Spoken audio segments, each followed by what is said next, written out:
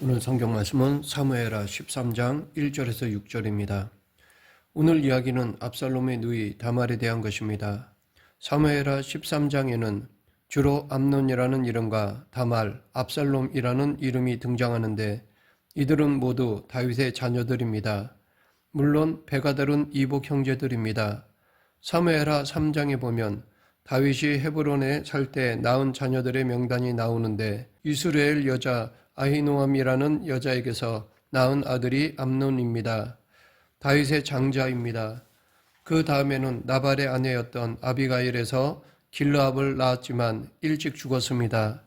셋째 부인인 구슬 왕 달메의 딸인 마아가에게서 아들을 낳았는데 그가 바로 압살롬이고 서열 3위입니다. 넷째 부인의 학기색에서 아들을 낳고 아도니아라고 지었습니다. 다섯째 부인 아비아달에게서 스바랴를 낳았습니다. 여섯째 에글라에게서 아드라함을 낳은 다음에 예루살렘으로 건너와서 다시 부인을 얻는데 그가 우리가 잘 아는 우리아의 아내 밧세바입니다. 거기서 낳은 아들이 바로 솔로몬이니 아들로는 일곱째 아들이고 왕이 서열 7위에 해당합니다. 사실 한 아내 밑에 아들 한 명씩만 기록하고 있지만 다윗의 이런 생식 능력으로 보아 딱 한 명씩만 낳지는 않았을 것이라 생각됩니다. 성경에는 그들의 장자만 기록한 것은 아닌가 생각합니다. 앞에서도 말씀을 드렸지만 왕이 서열 2위인 길르앗은 일찍 명단에서 제외되었습니다. 어릴 때 죽었는지 아니면 왕이 계승자로 결격 사유가 있어서 뺐는지는 모를 일입니다. 아무튼 무슨 일이 아주 복잡하게 일어난 것만은 분명합니다. 그런데 이 여러 명의 아들 중에 유독 세 번째 아들인 압살롬이 왕의 계승자로 언급되고 있습니다. 14장 25절에 보면 그는 아주 잘생겼습니다. 여러 아들 중에 첫째 아들인 암논을 제치고 셋째가 다윗 왕의 왕위를 이어받을 유력한 후보가 되었을 때 첫째 아들 암논의 마음은 어떨까요? 바로 이런 상황 속에서 첫째 아들 암논이 그의 이복 동생인 압살롬의 누이 다말을 강간한 것입니다. 이때 이 일들을 모사한 사람은 요나답이라는 인물인데 이 사람은 암논의 사람도 아니고 그렇다고 압살롬의 사람도 아니었습니다. 13장 32, 33절에 보면 이 일로 인해서 분노한 압살롬이 계략을 꾸며서 결국 자기의 누이를 강간한 암논을 죽였습니다. 그때 이 요나답이라는 인물이 다윗에게로 가서 그 소식을 냉정하게 보고하는 장면이 나옵니다. 그러고 보면 이 요나답이라는 인물은 다윗의 충복으로 다윗 아들들 간에 벌어지는 권력 투쟁을 조종하는 다윗 왕의 의중을 따라 왕을 세워가는 책사와 같은 존재라고 볼 수 있습니다.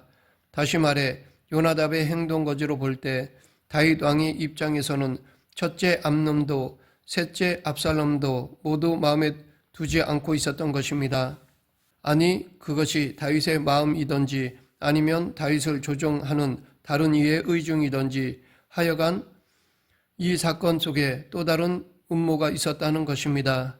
즉 다윗 왕이나 그 주변 인물들이 요나답이라는 거간꾼을 내세워 첫째와 둘째 아들들이 치명적인 사건에 말려들도록 해서 일시에 둘을 제거해 버리는 술책이 엿보인다는 것입니다. 왜냐하면 암논이 압살롬의 누이를 강간하도록 내버려둔 것 같은 정황이 엿보이고 또 그 일로 인해서 압살롬이 암논을 죽이도록 방치한 흔적이 있기 때문입니다. 실제로 이런 비극적인 일들이 벌어졌는데도 다윗은 아무런 조치도 취하지 않았습니다.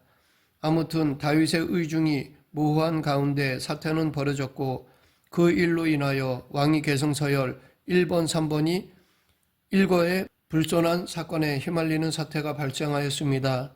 명확하게 이 사건을 보면 이 사건에 얽힌 이들은 모두 피해자에 해당된다고 말할 수 있습니다.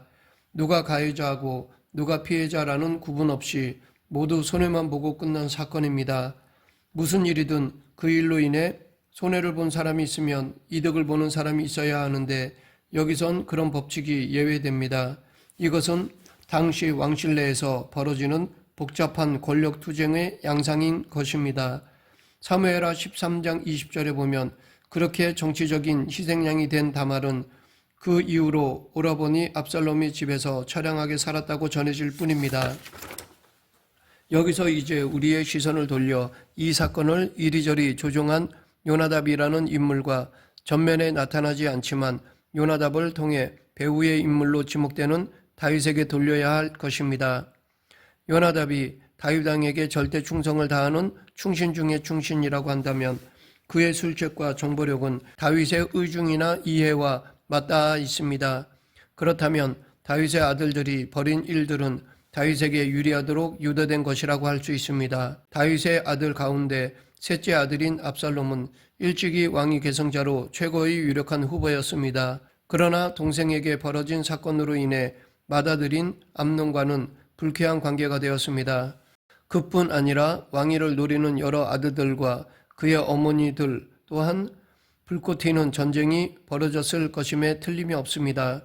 그런데다가 다윗은 다윗대로 다른 생각을 하고 있었는지 모를 일입니다. 그렇다면 다윗에게는 이런 대결 구도를 정리할 필요가 있었을 것입니다. 압살롬은 잘생겼는데다가 그의 외가인 구슬 왕국이 압살롬의 외척 노릇을 하게 된다면 이 또한 다윗으로서는 골치 아픈 일입니다. 잘난 아들 압살롬이 다윗 왕을 고통스럽게 할 수도 있을 것입니다. 요나답과 다윗은 이걸 걱정했는지 모릅니다. 그래서 이런저런 방책으로 압살롬을 왕위 경쟁에서 탈락시키고 싶었을 것입니다. 그러므로 다말 강간 사건의 배후에는 압살롬이 표적이 된 복잡한 정치적인 음모가 도사리고 있었는지 모릅니다. 그 중심에 있는 인물이 바로 다윗인 것입니다. 그런데 압살롬은 영리하게도 살아남았습니다. 뿐만 아니라 이후 압살롬의 권력은 더욱 커져만 갔습니다. 결국 압살롬은 반란을 일으켜 다윗 왕을 도망하게 만들었습니다. 다윗이 걱정하던 일들이 현실로 이루어진 것입니다. 부자지간 또한 형제간의 권력 투쟁이었던 것입니다. 그러면 이런 아름답지 않은 다윗 왕조사가 성서 속에 있어야 하는 이유는 무엇일까요? 잃어버린 이스라엘의 회복 때문입니다. 이스라엘이 무엇입니까? 하나님만이 주인이 되고 모든 사람은 서로에게 평등하며 누가 누구보다 더 많은 재물과 땅을 소유함으로 지배와 피지배의 불균형이 없이 화목했던 하나님 나라의 이름입니다. 그들은 그런 나라의 유지를 위해 평등법인 십계명을 하나님으로부터 받았고 그것이 실현되는 과정에서도 발생하는 불효불급한 불균형을 극복하기 위해 고엘제도, 안식년, 희년의 제도를 만들어 물질과 정신의 평등을 이루던 이들의 이름입니다. 그런데 사울왕 이후 다윗에게 이르러 극심하게 이 모든 제도와 종교적인 가치관들이 파괴되기 시작한 것입니다. 출애굽과 광야 생활의 모세를 통해 성취된 하나님 나라가 다윗 왕국으로 바뀐 이후에 벌어지는 참혹한 장면이 고스란히 기록되고 있는 것입니다. 왜일까요? 그리고 오늘 우리에게 이 역사적인 사건들은 어떤 의미와 신앙적 교훈이 있는 것일까요? 다윗 왕과의 권력 쟁투는 열왕기상 1장 11절부터 14절에서도 나옵니다. 바세바 하면 우리는 우리아의 아내 목욕하는 장면을 다윗에게 들켜 왕후가 된 여인으로 이해하고 있습니다. 우리아의 아내로 기억한다는 것은 비운에 숨져간 그의 남편의 비극적인 운명과 맞닿아 있는 여자로 인식한다고 볼 수 있습니다. 그런데 다윗 왕권에서는 결코 이 여인이 그렇게 비운의 여자거나 골방에 갇혀 일생을 죽은 남편에 대한 죄의식으로 어두운 인생을 지낸 불운한 여인이 아닙니다. 그녀는 당당하게 다윗의 왕위를 계승한 솔로몬의 어미로 존재합니다. 그 험난한 권력 투쟁에서 살아남아 아들을 왕위 자리에 앉힌 왕후인 것입니다. 바세바는 우리가 생각하는 것처럼 그렇게 찌그러진 인생을 산 여인이 아닙니다.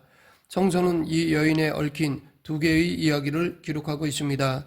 하나는 그녀가 다윗의 후궁으로 입적하여 솔로몬을 출산한 경위를 기록한 이야기입니다.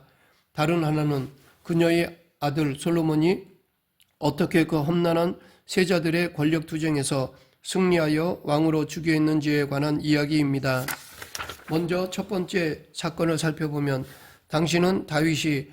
암몬을 정벌하려고 전쟁을 벌였을 때입니다. 그런데 시리아 다마스커스의 소바 왕국의 왕 하다데셀이 다윗을 견제하려고 이 전쟁에 개입하였습니다. 그리하여 전쟁의 상황이 만만치 않게 돌아가고 있었습니다. 10장과 11장 사이의 선후 관계를 추정할 수는 없지만 아무튼 다윗의 군대는 치열한 전투를 거듭한 끝에 시리아 용병들을 격파하고 암몬을 정복하는 데 성공하였습니다. 우리아는 해족속 출신의 용병 대장입니다. 본시 이스라엘의 야훼 전통은 왕이 직접 전쟁에 나가야 했지만 다윗은 부하들만 전쟁에 보내고 왕궁에 있었습니다. 그렇게 우리아가 전장에 있는 동안 그의 아내 바세바는 생리가 끝난 다음에 정결 의례를 치르고 있을 때 옥상을 거닐던 다윗의 눈에 띄었습니다. 그 이후에 이 둘은 간음하였습니다. 그로 인해 아이를 가졌고 그것을 은폐하려고 우리아를 죽음이 계획된 전쟁터로 다시 내보냈습니다. 그런데 그 일이 있은 다음에 바세바라는 여인이 한 처신을 보면 그녀의 처음 행동이 어딘가 어색한 구석이 있습니다. 남편이 전쟁에 끌려가 죽었는데도 바세바는 분노하지도 않을 뿐만 아니라 다윗을 거부하거나 항거하지 않았습니다. 은근슬쩍 수용할 뿐만 아니라 적극 그 기회를 활용하는 듯합니다. 사실 당시의 군인의 아내란 그리 행복한 처지가 아닙니다. 끊임없이 벌어지는 전쟁에 참전해야 하는 남편은 목숨을 언제나 왕의 손에 담보로 걸어놓은 것과 같았습니다. 그러니 그런 이들의 아내의 삶은 그 자체가 불안정하고 불안이었습니다. 더구나 전쟁을 앞두고 장군의 부인들은 부정을 탈까봐 엄격히 몸을 절제해야 했으니 그녀의 넘치는 욕구는 돌파구가 없었을 것이고 욕망의 통제는 병이 되었을 것입니다. 더군다나 그녀의 나이는 많아야 20대이고 대략은 10대 후반이었을 것입니다. 그러니 얼마쯤은 현실에서 벗어날 일을 기대하고 있었을 수도 있습니다. 그녀가 이방인이자 군인의 아내가 되었다는 것도 그녀의 처지를 짐작케 합니다. 당시 대부분의 가족들은 가난에 못 이겨 딸들을 팔았습니다. 그녀의 남편이 이방인 용병이라는 것이 밧세바의 개인적이고 가족적인 상황을 짐작케 해줍니다. 아니면 군인의 눈에 들 만큼 그녀의 미모가 뛰어났을 수도 있습니다. 다윗의 눈에 들었고 지속적으로 밧세바의 이야기에 다윗이 귀를 기울였다는 사실에 우리는 밧세바가 상당한 미모였음을 유추해 볼 수 있습니다. 그러나 하나님은 은밀한 중에 일어난 이 모든 사건을 다 주시하고 계셨습니다. 그리고 선지자 나단을 통해 다윗의 잘못을 책망하셨습니다. 그런데 이상하게도 밧세바는 아무런 비난도 받지 않았습니다. 물론 첫째 아이는 죽었습니다. 그러면서 둘째 아들을 낳았습니다. 계속해서 밧세바에 대한 다음 이야기를 살펴보면 다윗은 이제 늙어서 직무를 처리할 수 없는 지경이 되었습니다. 권력 암투로 죽은 암논, 압살롬을 빼면 생존한 왕위 계승자는 아도니아입니다. 아도니아는 군대 사령관인 요압과 사제인 아비아달의 응원을 받고 있었습니다. 이처럼 그는 왕실이나 대다수 고관들의 후광을 등에 업었을 뿐만 아니라 고관들과 정무를 공동으로 담당하는 일종의 공동 통치자였습니다. 아도니아는 지파 동맹적 전통과 군주제적 대안을 절충하는 정치 철학을 갖고 있었습니다. 이렇게 아도니아가 왕의 후계자로 부상했을 때 그들과는 반대의 세력이 되었던 비주류들은 사독 제사장, 외인부대 사령관인 브나야, 선지자 나단 같은 이들이 있었습니다. 제사장 사독은 아비아달과 경쟁 관계에 있었던 사제이고 브나야 장군은 요압의 2인자로 외인부대를 지휘하고 있었습니다. 나단은 선지자로 다윗의 측근이었지만 비주류에 밀려나 있었습니다. 바로 이 비주류 인사들이 아도니아의 반대 세력으로 뭉쳐서 솔로몬을 옹리하게 된 것입니다. 바로 이때 밧세바가 등장을 합니다. 나단과 밧세바가 이 비주류 세력들을 다윗에게 연결하였습니다. 다윗의 근위대 역할을 했던 용병 사령관 브나야와 사독은 군대를 장악하고 있었습니다. 늙어서 사리 판단이 흐려진 다윗에게서 이들이 칙령을 받아냈습니다. 밧세바, 나단, 사독, 브나야는 이것을 명분 삼아 대신들의 검증도 받지 않고 지방 장로들의 추인도 없이 솔로몬의 왕위 승계를 선포해 버린 것입니다. 이로써 왕위 쟁탈전이 끝이 나고 아도니아 일파는 제거됩니다. 이제 다시 밧세바에게 집중해 보면 다윗의 사랑을 한몸에 받던 여인, 그러나 그녀도 세월을 거스를 수는 없는 사람이었습니다. 그녀도 서서히 뒷방으로 나앉는 신세가 되어 사랑도 욕망도 왕의 관심도 점점 사그러들고 생존해야 하는 그녀에게 유일한 희망은 솔로몬뿐이었습니다. 그래서 그녀는 그의 사람이 필요했고 다윗과 가까웠던 나단을 자기의 사람으로 포섭할 수 있었습니다. 아도니아가 즉위하면 모든 게 끝장입니다. 자신의 시대와 아들의 시대가 끝나는 것입니다. 열왕기상 1장 11절부터 14절에 보면 솔로몬의 옥립은 선지자 나단이 밧세바에게 귀뜸해 줌으로 시작이 되었습니다. 결국 밧세바는 늙어 찌그러져 살다가 나단의 말 한마디에 일약 왕모가 된 것입니다. 말씀을 맺겠습니다. 밧세바에 대해 우리는 아는 것이 그리 많지 않습니다. 그녀가 한 일도 성품도 잘 모릅니다. 그러나 성서 속에 면면이 숨어있는 장면들은 그녀가 결코 수동적이지는 않다는 것을 암시합니다. 적극적으로 자신의 삶을 개척해 간 여인의 전형인 것입니다. 우리가 위대하게 여기는 다윗 왕가에도 이런 권력 쟁투가 숨어 있습니다. 그럼에도 이 또한 하나님의 섭리 가운데 일어난 일이기에 우리는 역사의 주관자이신 하나님을 인정해야 할 것입니다. 그리고 다윗처럼 끝까지 믿음을 잃지 말아야 할 것입니다. 그럴 때 수많은 인간의 권력 쟁투에 휘둘리지 않고 그런 가운데서도 하나님께 인정받는 자가 될 수 있습니다. 지금도 계속되는 세상 권력 쟁투 속에서도 세상의 가치관이 아닌 성경적 세계관으로 살아가는 저와 여러분이 되길 간절히 축원합니다. 기도하겠습니다.